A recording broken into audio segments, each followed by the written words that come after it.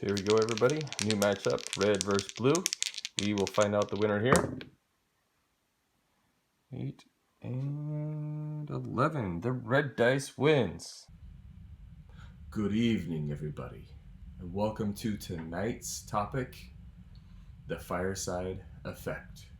I believe this will be a couple-part series as I begin to discuss what I feel takes place at a Dungeons & Dragons table. Many years ago, I began playing at the age of 8 years old.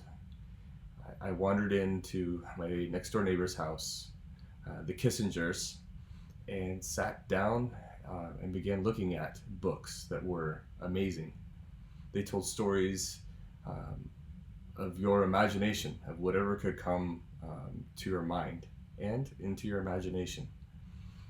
So when you sit down with players at a game table, what happens is people begin to imagine what it was like, much like a child or soldiers around a fire telling stories about great battles that they encountered, or even a hunting story like my grandfather used to tell me, and we would all gather around his feet and he would tell stories of the big buck that he shot at or the elk that wandered in front of him and that we were eating that evening. So in these stories of Dungeons & Dragons, a dungeon master tells a grand story, which could be a one-shot, a two-part, or three-part story, or even a grand campaign. So what does this Fireside Effect do? Well, with this group of people that you sit down with as the dungeon master or even as the player, a bond starts to take place, a grand story and friendships. And in today's society, when technology now rules, this is a lost part of our heritage as people.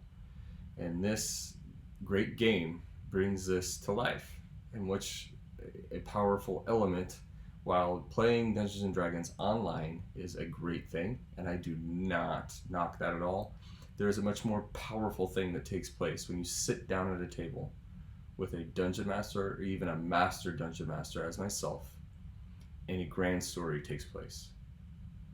Events happen. Riddles are solved. Puzzles are solved. Funny characters are met. Epic battles take place. Loss of characters happen. And over a time, much like in a story that's told in a book or a movie, if a player dies, or even a character within the story ran by the dungeon master dies, there is sadness that can take place. And sometimes this can have a long-lasting effect on the person or people around the table.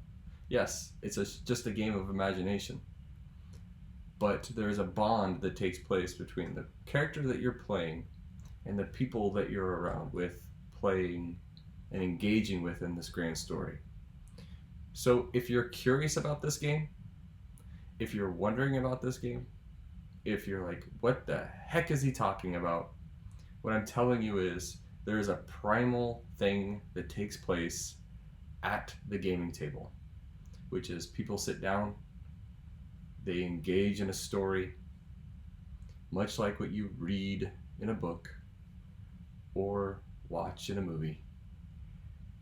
And it goes on for hours, months, years.